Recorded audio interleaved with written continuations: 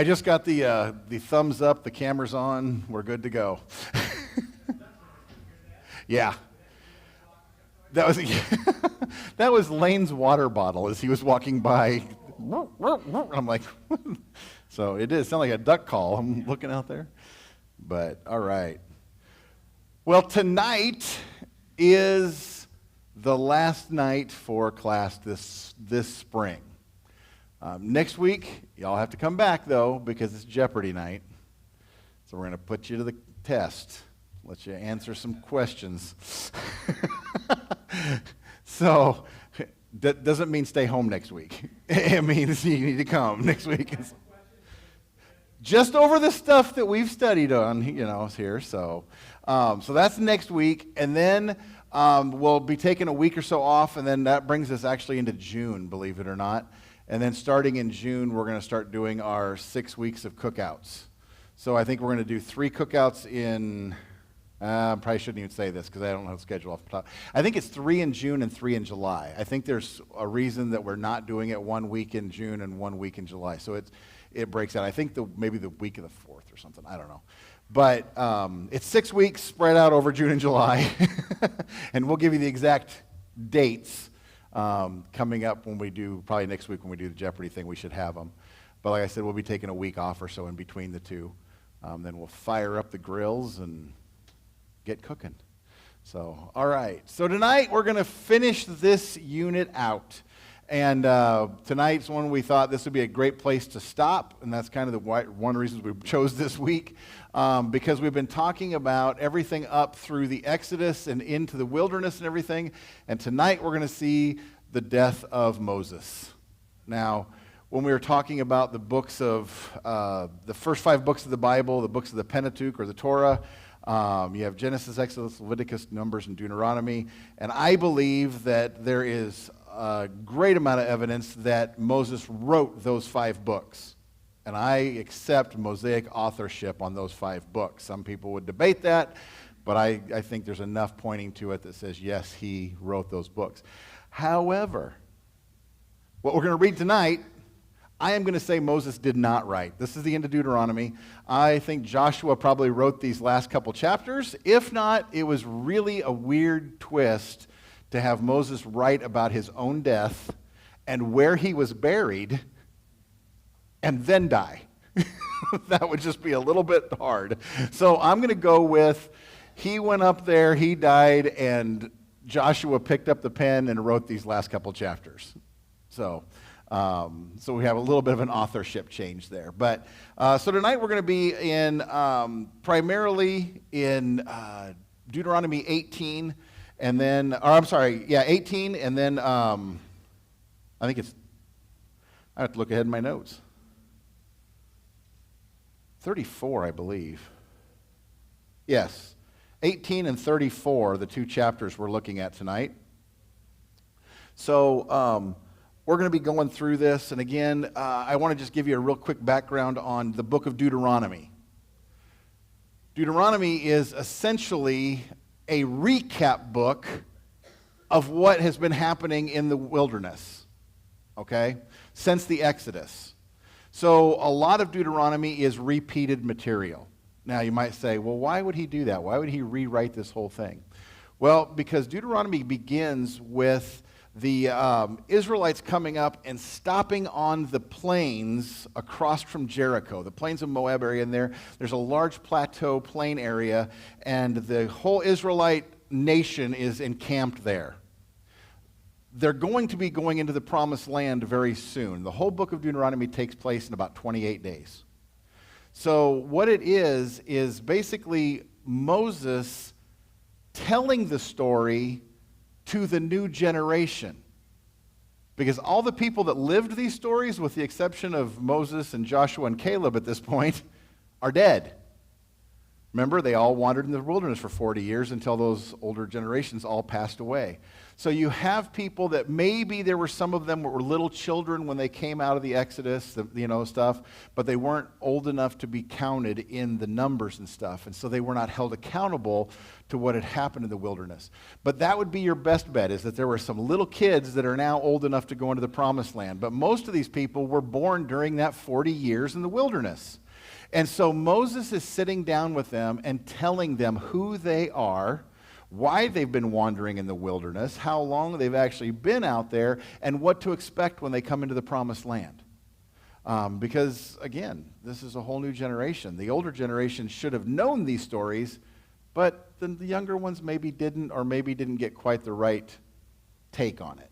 So Moses is recounting what was going on, preparing to go into the promised land. So in Deuteronomy 18, we're going to do 9 through 22. It says, when you enter the land the Lord your God is giving you, do not learn to imitate the detestable ways of the nations there. God said, here's your first warning. I mean, he gives some other warnings in here too, but here's one of the main warnings. You are going to take this land. God is giving it to you. He is driving out the nations before you. He is fighting the fights. He is winning the victories. You don't have to worry about the military strength. But when you get in there, do not do the stuff they are doing. The reason you are getting this land is because of the stuff they are doing, because of their sin. So their sin is now complete. Don't go do what they've been doing. So that's why God wants them to drive the people out completely. Don't leave anybody behind. Don't leave any stragglers, because they're going to teach you the ways that they lived. They're going to teach you the stuff that they have there in those cities, and don't even learn it. Just push them aside and follow the commands that the Lord has given you. There's another part of this that talks about when Moses is talking to them. We're not going to be talking about it so much tonight, but he even goes so far as to say, when you enter the promised land, when you go into this new land and you find cities that you did not build, and you have crops that you did not plant, and you have vineyards that you did not plant, and you have herds that you did not, work with and stuff, when you eat your fill, which is a nice way of saying when you get fat and sassy, when you get satisfied, don't forget God. That's the Jeff paraphrase there on the end. But that's what it is. God knew that as long as they were in the wilderness, and even when they went into conflict going into the land, that they were going to have to lean on God a little bit more. But once they got in there and everything was fine and it was done for them and they didn't even have to work for it, and they're being able to just eat their fill and they're just living it up, God says, that's when you're going to forget that I'm the one who did this for you, when everything's going too good. And I think we see that a lot even in our nation today. As a nation, we've got kind of fat and sassy. And we've forgotten that God is the one who has blessed us and brought us to this point. And we're even to the point, and a lot of times, where people are saying, God who? Or stop talking about God. It offends me. Don't mention God or whatever. But yet, throughout our history, on all the monuments and everything we have, right down to our money, it says that God did this for us. And it was that faith that brought this country together and glued it together at the beginning and brought it through the hardships and brought it through the turmoils and brought it to where it was comfortable. And once we get comfortable, we forget God. And we do it in our own lives. When there's crisis, it's easy to say, God, help me. God, where are you at? I need you. And then when we get on top of things and we feel like things are going really well, we go, God who? Oh yeah. Or a flippant kind of a, thanks God. Rather than recognize him as the one who gives us these good things. And so that's what Moses is worried about as he takes the nation of Israel right up to the Jordan River. I mean, they are literally standing less than a mile from Jericho. And they're standing on the banks of the Jordan River. and you step across the river, you walk through the river. In their case, they're going to have the water split. They're going to walk through. When they walk through the river, they are in the promised land. And so they are there at the gates. And Moses is saying, all you got to do is go across this river. And when you do, don't learn the things that they're doing. Don't practice the detestable ways of the nations that are there. And it says, let no one be found among you who sacrifices their son or daughters in the fire. And you may say, what in the heck? It was a practice that the pagans were doing in these countries, is when they felt they needed to get the attention of a god, or they needed to be something that, they had to go above and beyond to show they were worthy, they would sacrifice their own children to those gods, and they would burn them in the fire.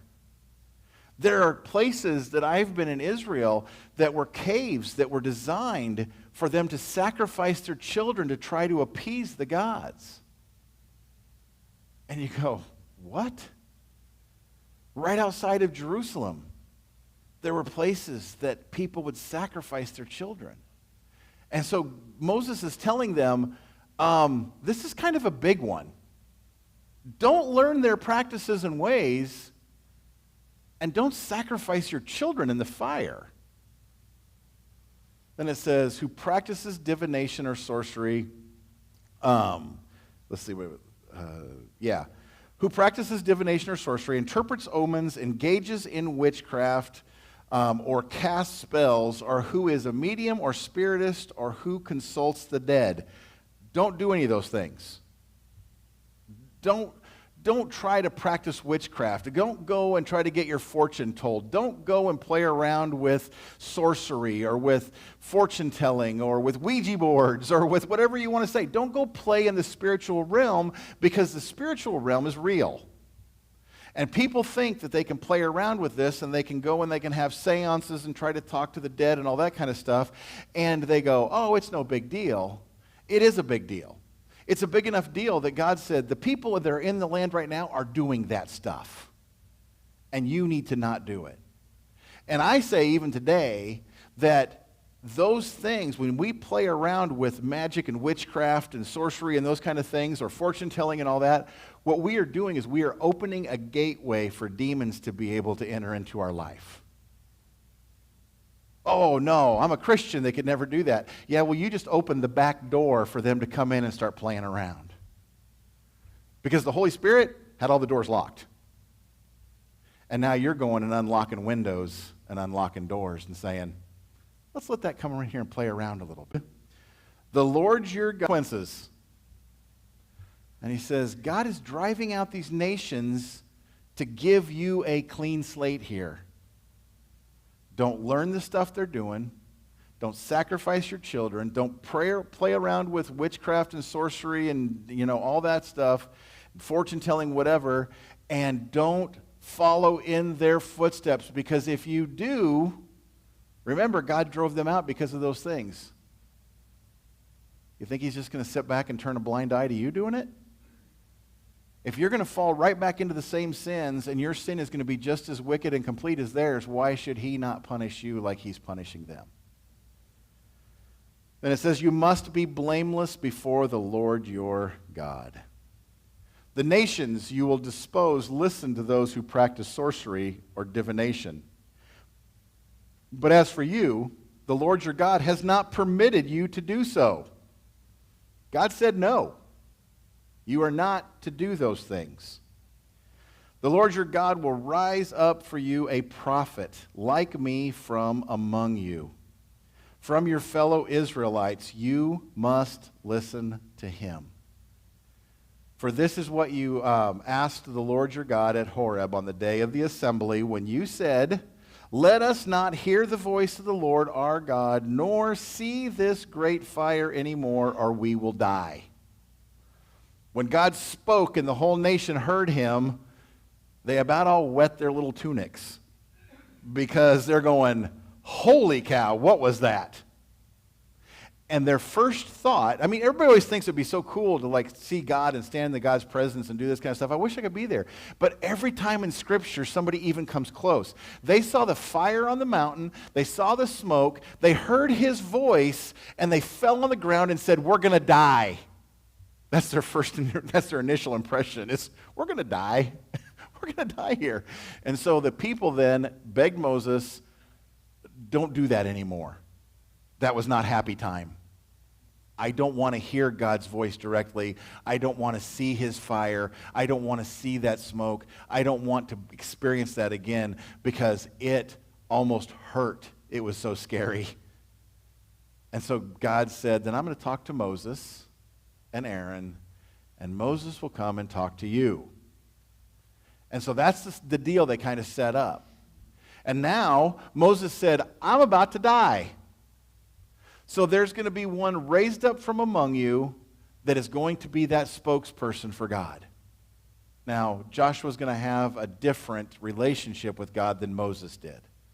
But he's still going to be that one person who's going to speak on behalf of God to the nations. And he said, listen to him just like you would me. Because he's the next one coming up in line. Now, he doesn't mention Joshua by name here. He just said God is going to raise up one from among you who is going to come, and he is going to be the next spokesperson for God because y'all can't take it. Otherwise, God would just talk to himself, but then you guys would all have panic attacks, and so we don't want that. So he's going to raise somebody up who can soften the blow a little bit. And it said, the Lord said to me, what they say is good. He's talking about having a one person that would speak to them. I will raise up from them a prophet like you from among their fellow Israelites, and I will put my words in his mouth. He will tell them everything I command him. I myself will call to account anyone who does not listen to my words, that the prophet speaks in my name. But a prophet who presumes to speak in my name anything that I have not commanded, or a prophet who speaks in the name of other gods is to be put to death. See, God makes things so easy. He doesn't have a graded system. There's not a gray area in there. He says, when I call a prophet, and this is for the prophets to come too, when I call them and I put my words into their mouth, they are to speak everything that I tell them, and they are going to tell you everything, and you need to listen to them because they're only telling you what I'm giving them to tell. If they speak things that are not from me and claim they are, or speak things in the name of another god, just put them to death. They don't deserve to die, or they don't deserve to live. Just go ahead and put them to death. Makes you think twice about calling yourself a prophet, doesn't it? Wait a minute. Because he says, this is not a game. And so if somebody says they're speaking on my behalf, you better listen to them. But understand, if they're not speaking on my behalf, I'll take care of them. And you catch them doing it, just put them to death. Because that's the punishment they deserve. It says, you may say to yourselves, how can we know when a message has not been spoken by the Lord? How do we test this? How do we know? I mean, you're telling us if somebody comes and speaks on behalf of the name of the Lord, and how are we going to know for sure if he says it's right? You know, we could be led astray really easily here. How are we supposed to know? And it says, if what a prophet proclaims in the name of the Lord does not take place or come true, that is a message the Lord has not spoken. It's really simple. And you know what? I believe, even though this is Old Testament, I believe that even though this is spoken in a different realm, it's reiterated in other places in Scripture, that when a person tells you, God told me, then they are claiming to be speaking on behalf of God. And what they say better be true. Now, we live in the 21st century in the United States. We can't put them to death. That's not within our realm. It's not what we're looking to do. But be careful, because I have heard people on TV and whatever say, God told me this, and the people respond to that. Then they come back later and go, well, now I'm doing it this way. So you're telling me God changed his mind? Or something came up that God didn't foresee? Or what? And so, I try to be pretty careful when I even come close to something like that. You're probably not going to ever hear me say, God told me we should, because unless I hear his voice, or unless I am 100% confident, I am not going to get up and say that in front of you. Because it isn't happening. And so when people say that, see what happens. Because I honestly, I have heard people, I've stood before them and they've said, God said this is what we are to do. And you go, okay. And then you get part of the way of the process, and then they come back and say, well, God told us we should do this instead. Well, who's confused, you or God? Because you're claiming his name an awful lot here. And I just want to know where I'm supposed to be following. And that falls into this. If they say this is from God and it does not come true or does not come to pass or is not what's happening, then you know that's really not from God.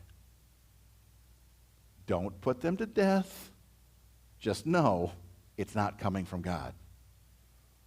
So it says, that prophet has spoken presumptuously, so do not be alarmed. Don't let them drag you off to the side. Don't let them lead you astray, because they're just speaking on their own behalf, and they're trying to make it sound better than it is. And so they ascribe God's name to it, so that you say, well, I guess I got to listen. And so we need to be very careful about this. The other thing that I'm going to tell you, this is kind of going off this, is if somebody says God told me, and it's in any way contradictory to Scripture, in any way, beware. Even if it just doesn't look like it lines up quite right, beware. Very obvious examples are when people claim to be a new Messiah or have another revelation from God that supersedes his word. Just run away, because they're not right. So we need to be careful that what people are saying and claiming in the name of the Lord is not in any way contradictory to what we have here. The Bible is not outdated. It is not an ancient text that we don't have to look at anymore. We don't need the updated version. We don't need the 5th edition or something like you get in a school textbook. We have what we need, and this needs to be the foundation that everything builds on. So don't let people tell you anything different. All right, so back off my soapbox. Deuteronomy 34, this is where we're going to kind of close it out, is this last chapter. And this is where I'm saying for sure, now that chapter, I think 18, Moses is still writing. Speaking first person, he's talking to the people, he's telling exactly what he said, he's telling what God was told to him, stuff like that. Now we get into a third person situation.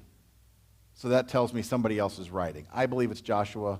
It could be somebody else. It could be a scribe of Moses that was writing down the later part of his stuff, whatever. But it says, then Moses climbed Mount Nebo from the plains of Moab to the top of Pisgah, across from Jericho. There the Lord showed him the whole land from Gilead to Dan, all of Naphtali, the territory of Ephraim and Manasseh, all the land of Judah as far as the Mediterranean Sea, the Negev and the whole region from the Valley of Jericho, the city of palms, as far as Zoar. Then the Lord said to him, this is the land I promised on oath to Abraham. Now, I've stood on the top of Mount Nebo, area of Pisgah, and with the new modern smog and stuff, you can't quite see that far. But you can see quite a ways into Israel. And you go, well, yeah, but this area he's describing, there's no possible way you could do that. Well, yes and no. It depends on exactly where he's at, and it depends on exactly how God did this for him. Did he raise him up a little bit? Did he put him on a different place? Did he do whatever? Or was this something even supernatural to give him the ability to see all that? But I can tell you that I have stood on Mount Carmel, which is in Israel, the other side, because you got kind of the wind coming behind you and stuff, and it's blowing the smog away. I have stood there, and you can look at the Mediterranean Sea, which is only a couple miles on one direction, and you look the other direction, and you can see the hills of Jordan. Hills of Jordan is where he's standing. right down by the Sea of Galilee, or not Sea of Galilee, but the Dead Sea and the Jordan River. That's where these mountains are over top of. And so I haven't done it from this direction. I can't see the Mediterranean Sea from Jordan because of the hills and because of the smog or whatever else. But you can stand in Israel and see both directions and see at least that distance. Because sometimes I think we lose sight of how small the promised land really is, even though it's a vast area, and it's a big area they moved into, but the whole area, the populated area, take off the desert in the south, the Negev down there, you're looking at maybe 100 miles high, and at its widest point, 50, 60 miles wide, total. That's the whole country. And then you got the desert tail down in there, which runs, again, several miles, but tens of miles. But the main part where they're talking about where they settled, that whole main part fits into about 40 by 90 miles. Maybe a 50 by 100, depending on where you measure or how you measure it. And so here to Lincoln and up to Sioux City. That's the whole country. Puts in a little bit different perspective. Also gives you a little different perspective when we talk about touring Israel and how much stuff we see in 10 days. Well, imagine what you could see between Lincoln and Sioux City and here in 10 days. Yeah, you can see a lot of spots. So anyway, so it says, this is the land I promised on oath to Abraham, Isaac, and Jacob when I said, I will give it to your descendants. I have let you see it with your eyes, but you will not cross over into it. Why? Well, because last week we talked about that, because Moses disobeyed God. He didn't trust God.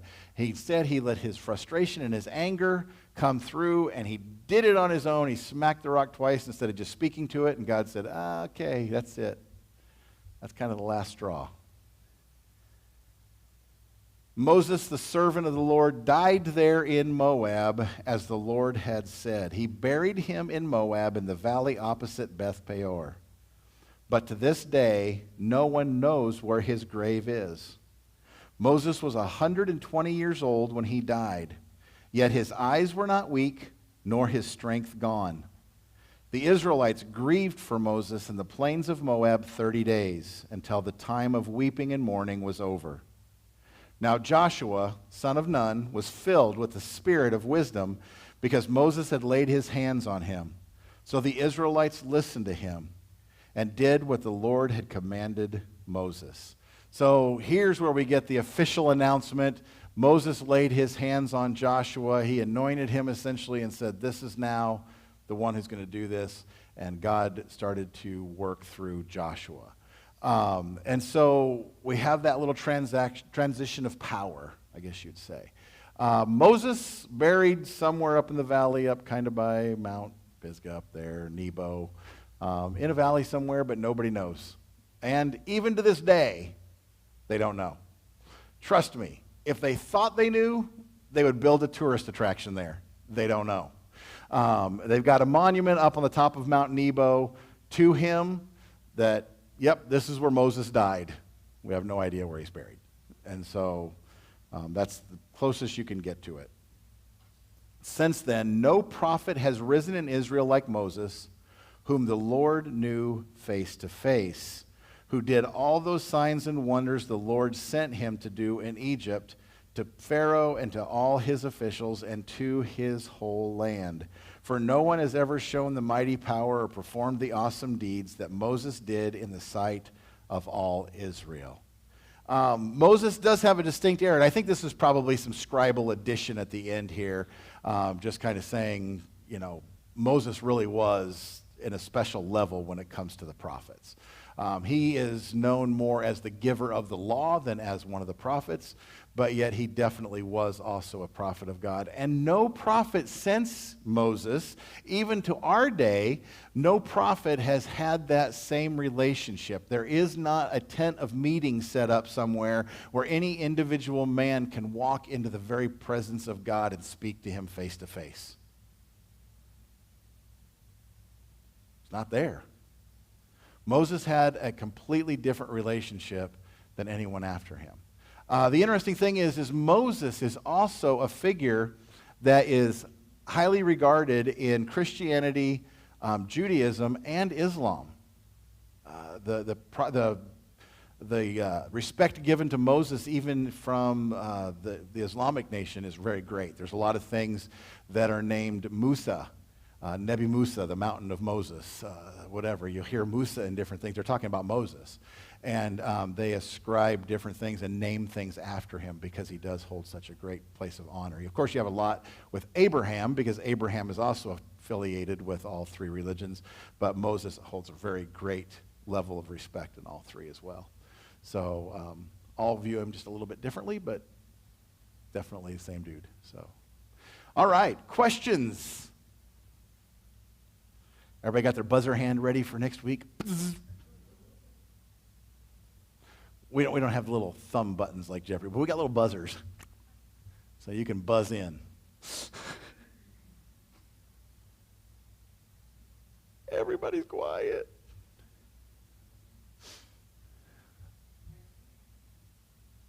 What? Jeopardy. Oh, my wife's telling me to tell everybody, next week will not be online. So what? If you want to play, you got to come. If you want to see what's going to happen, you got to come. This is an in-person event. No streaming next Wednesday night. So let's pack this joint. But how do you study? Go back and read everything from Genesis 1 through the end of Deuteronomy. And just know it, forward, backwards, up and down. You'll be fine. It'll be finals all over again. Yeah, you just probably finished finals, didn't you? Are you in the middle of them still, or just got home? So there you go. See, so just start finals week over again, and